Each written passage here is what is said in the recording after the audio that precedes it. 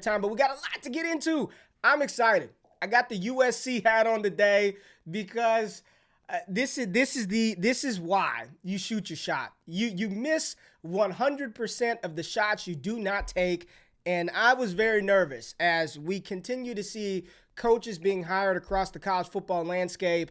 I was like, we're going to end up with Jack Del Rio. We're going to end up with, Luke Fickell re-signed with Cincinnati. I was like, damn it, there goes Luke Fickell. And then there were early reports that former Oklahoma Sooners head coach Lincoln Riley was in deep conversations with LSU to take his coaching talents to the SEC to Baton Rouge. And I'm texting my homeboys at home, and I'm like, damn it, and we were like, what if we could just take a shot? I've got actual receipts where we're like, man, Lincoln Riley into USC, it could happen. And we're just like, nah, no way, no how. And a few hours later, boom, baby, Lincoln Riley, USC's newest head coach. It will be announced today. Jay, I went to bed with a smile on my face. I woke up in a very, very good mood. I cannot understate how big of a signing this is for USC, who for a very long time, honestly, since there were national championship expectations from the Trojans, I think it was the Lane Kiffin era, the last year of Matt Barkley, last year of Robert Woods, and it's been downhill from there. And not just from a wins and losses perspective, but the recruiting base. USC, we have seen so many top-level recruits, high school talent, leave the state of California. Let me just mention a couple to you, Jay, in case you're unaware. Matt Corral, from California, played at Long Beach Poly, left the state of California because USC was a dumpster fire. Bryce Young, who we'll talk about here in a few minutes, from California, leaves the great state. Najee Harris, from California, goes to Alabama. DJ Uyunglele, I know he hasn't been that good at Clemson, but from the state of California, leaves the home base because the Trojans have been just a dumpster fire for quite some time. They got hit with recruiting sanctions. They got hit with sanctions because of the Reggie Bush fiasco, which decreased our scholarship allotment, and it has not been pretty under the Clay Helton era. USC seemed to have a history of just hiring their own. It would just go from one assistant coach, and then that coach leaves, and it's Sark, and it's Lane Kiffin, then it's Clay Helton. Clay Helton had no business continuing being the USC head coach for as long as he did. I vividly remember, I believe it was the 2016 season, Jay. I spent a large amount of money to go to the USC versus Alabama opening game here in Dallas, Texas, and we left about midway through the third quarter. It was just an absolute just slaughtering of USC, and it's been downhill from there. Since Clay Helton took over, we have one conference championship, and that was in 2017. Other than that, 5-4, 10-3, 5-7, 8-5, 5-1, 1-1. Just not a very good record for the Trojans. Lincoln Riley takes over Oklahoma in 2017, so just about the same time, couple of years less as head coach for Oklahoma. 12-2, 12-2, 12-2, 9-2 in a COVID-filled season, and this year a down year for Oklahoma. They're still 10-2. He's won three conference championships in 4 years. He's produced 2 Heisman Trophy winning quarterbacks, 2 number 1 overall picks, and countless high-level NFL stars. CeeDee Lamb, Mark Andrews, Kyler Murray. We ain't going to say Baker Mayfield is a star. He's coached, some of the best like Joe Mixon. He's got a great offensive staff. This was a fantastic hire. Oklahoma's recruiting class rankings since 2017. Ranked 8th in 2017 nationally, 1st in the Big 12. You go to 2018, they were 9th in the country in total recruiting class, 2nd in the Big 12. 2020, 12th in the country. USC, we've seen classes as low as 55 in the country, which is inexcusable for a team where outside of Texas, Florida, California, those are the 3 biggest high school pipeline states. And in college football, you have to win your home state. You cannot allow teams like Ole Miss, teams like Alabama, teams like Oklahoma, teams like Ohio State to travel halfway across the country, hell, across the entire country, come to your home state and poach 5-star talent. This is an opportunity for USC to truly ascend back to what they used to be when I grew up watching them, right? When they were at their peak in those early Pete Carroll years with Reggie Bush, with Lindell White, with Matt Leinart. They absolutely can be back on top of the Pac-12. I have low expectations in year one. I'm tempering my excitement, enthusiasm in year one. You know, if we're 8-4 next year, 9-3, I think that's a successful season for USC. But by 2023 and 2024, I truly believe if Lincoln Riley can just hire a competent defensive coordinator. They don't have to be Georgia, all right? They don't need to be Georgia. They don't need to be lights out Alabama. Just competent. Just don't bring Oklahoma's defense to SoCal. They'll be in the college football playoff in 2 to 3 years. They'll be right there competing for a national championship because that offense is loaded. We've already seen some of the highest rated recruits in the country. Malachi Nelson. I know Damani Jackson decommitted from USC earlier this month.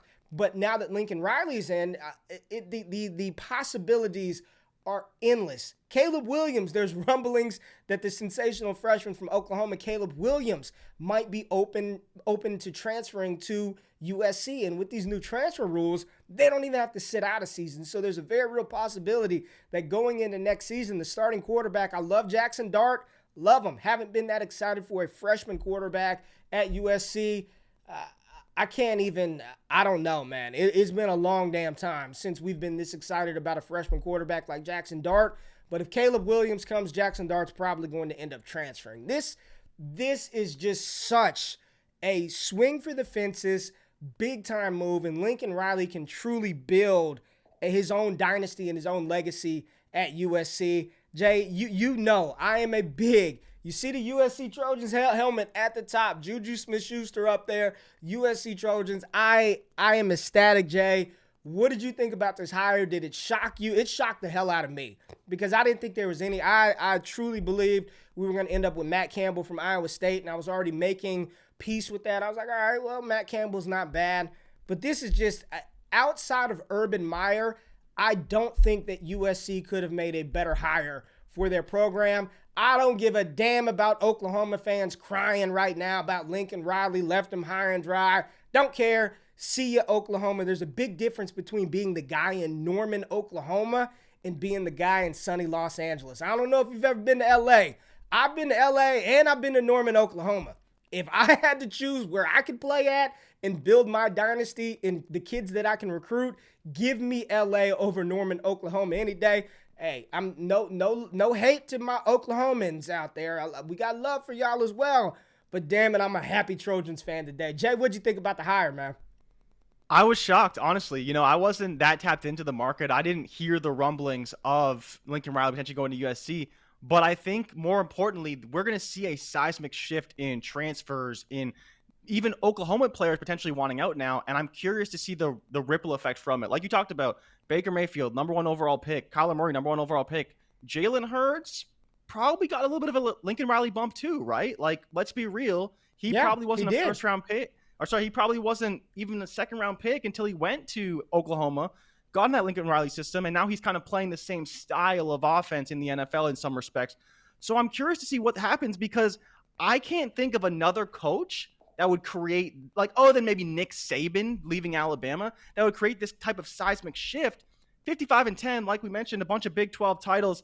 But it's just funny because last year you kind of heard the rumblings a little bit. Riley's like, I'm definitely not leaving. Now all of a sudden this USC job opens up and he's like, he was gone. Like he must have decided weeks ago. Yeah. And people are talking about the SEC and he was unhappy about it. That's got to be a bunch of BS. Like he knows that he's not necessarily good enough to beat SEC teams. So he ran and went to the Pac-12. I'm fully on board with that narrative. Even though I think Lincoln Riley's a good coach, I don't think he can compete with SEC teams necessarily. And I could see a situation where being in the Big 12, you dominate year after year in the college football playoff year after year. He's 0-3 in the college football playoff, but at least he's making it every year, unlike a lot of teams. But at USC, he will have the cachet. He will have the program. He will have everything he needs to get back to that college football playoff. But I'm curious what happens with the Pac-12. Does this bring more coaches to the Pac-12 now that Lincoln Riley's there and turn them, like, bring them back up a little bit? We talk a lot of smack about the Pac-12, whether it's Well, whether it's Oregon, whether it's USC, whether it's UCLA. I think this could make the Pac-12 more relevant having Lincoln Riley there. Here's the thing. The Pac-12 was relevant until USC shit the bed. I mean, USC is like the stock market. They say the fangs hold the stock market up. Apple, Amazon, Nvidia, Netflix, Google. USC is the fang stock of the Pac-12, literally. As USC goes, the Pac-12 goes. Think about it. Over the past 5 years, Oregon has been pretty damn good. They've been a very good school, probably one of the better teams in the Pac-12, and nobody cares. Nobody cares. No, they were number 3 in the country and were underdogs to Utah. Bruning just said it. USC is an elite tier program in an elite city. You know what I mean? It's Los Angeles. Big market. And when USC is at the top, and now you throw in NIL money, dude, these kids are going to come out of the woodworks to say, let's bring this back. And it's the same thing, and we'll talk about Michigan in a second, but it's almost the same thing that I think has happened with Kevon Thibodeau to a certain degree. Aiden Hutchinson is an absolute monster. I truly believe he's the best player in college football. If you're just talking about who's the best player in college football, I 100% wholeheartedly believe that defensive end Aiden Hutchinson is the best player in college football. But when you talk about the number 1 overall pick, it's been Kevon Thibodeau all year. And after 1 week, everyone's like, now it's Aiden Hutchinson. I think it's a product. Nobody stays up to watch the Pac-12. Nobody, like, it comes on at these obscure times. Nobody on the East Coast, nobody down south. After Alabama goes off, they shut the damn TV off. No one's staying up at 12 o'clock at night to watch the Pac-12. People will stay up to watch USC. And what's interesting about USC's schedule, 3 years from now, USC plays LSU in Las Vegas to open the season up. And we've already looked at tickets for that. We will be at that game, so we'll probably be doing Wake Up. It's August 31st. USC plays. What year is that? August 2024 schedule. 2024 schedule. USC LSU August 31st in Las Vegas. So Lincoln Riley will get a chance to play an SEC opponent, but he can truly dominate the Pac-12. This is a move where just the same way that Brian Kelly has built his legacy at Notre Dame, the same way that Nick Saban has built his dynasty at Alabama, I believe Lincoln Riley can do that with the recruits, with the city, with the infrastructure, with this new system, with transfer rules, NILs. I fully expect USC to be right back in the mix. I'm being patient. I'm not going to say next season.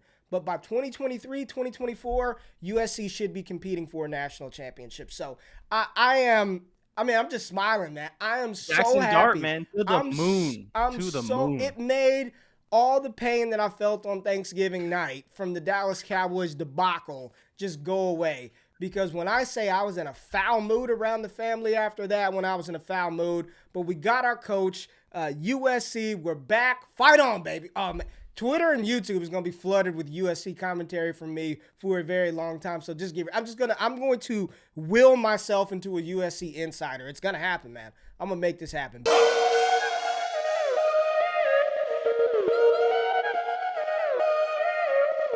Whoa.